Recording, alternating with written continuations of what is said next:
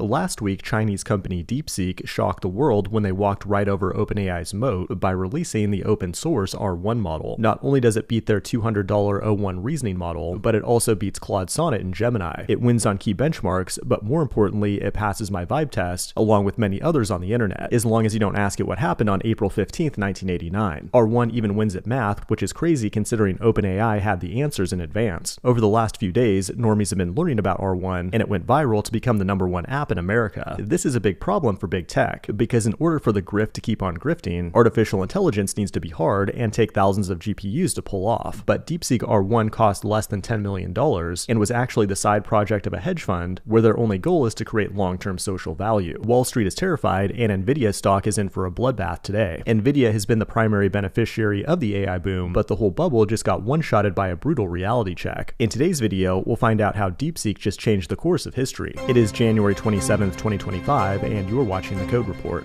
Big tech is literally shaking right now, as Sam Altman coped with a dramatic tweet. A revolution can neither be made nor stopped. The only thing that can be done is for one of several of its children to give it direction by dint of victories. I'm not sure if that's Napoleon Dynamite or Napoleon Bonaparte, but the funny thing is he damn near got ratioed by someone with an anime profile picture that said, "It's not that deep, bro, just release a better model." In addition, to try to remain competitive with DeepSeek, OpenAI is also offering its O1 mini model to free users. But that's not all. They also released a new thing called Operator, which gives AI access to a browser and allows it to click on buttons and fill out forms on your behalf, which is a game changer because that means you can have ChatGPT go attend your court-appointed DUI courses or anything else you might have to do online. In the future, humans will no longer need websites or UIs, only APIs that can interact with the AIs. Operator is currently only available to people on the $200 plan, and overall it gets pretty mixed reviews. That's cool and all, but the Chinese are really crushing it right now. DeepSeek is one thing, but they also released this thing called Hunyuan 3D, which can generate 3D meshes and textures, and that's huge for people like me who have spent years failing to get good at Blender. But the crazy thing about DeepSeek is that it was just a side project that cost very little money to produce. Even Mark Andreessen called it one of the most amazing and impressive breakthroughs he's ever seen, a profound gift to the world. And because of that, the stock market is panicking and just wiped out nearly $1 trillion in value, with Nvidia being the biggest loser, followed by other chip companies like Taiwan Semiconductor and Broadcom. You see, Nvidia's had basically a monopoly on AI training for the last decade, because they have better Linux drivers than AMD, and all the machine learning algorithms are optimized for libraries like CUDA, which is proprietary and can only run on Nvidia GPUs. And they have the infrastructure to connect all these GPUs together at scale. As AI models get bigger and more popular, so do the profits of Nvidia. But someone got DeepSeek running on a few Apple M2 Ultras, and that's the 680 billion parameter top of the line model. And that's terrifying if you're a tech investor pouring billions of dollars into AI, because if the best state-of-the-art model can operate on relatively cheap consumer hardware, and it's free and open source and developed in China, how are we going to make any mother effing money? People are calling this the Sputnik moment, when Russia launched the first artificial satellite into space in 1957. The United States was shocked at the time, and it took over a decade to make a comeback, when America made its pinnacle achievement of filming a man on the moon in Nevada. That's a joke, of course, and even the smartest technology in the world, DeepSeek, believes in the moon landings. We had a good run on this AI hype train, but now it's time to move on. I'm looking forward to brain chips, quantum computers, artificial meat printers, nano robots, digital resurrection, and all kinds of other tech that will make the world a better place. This has been The Code Report. Thanks for watching, and I will see you in the next one.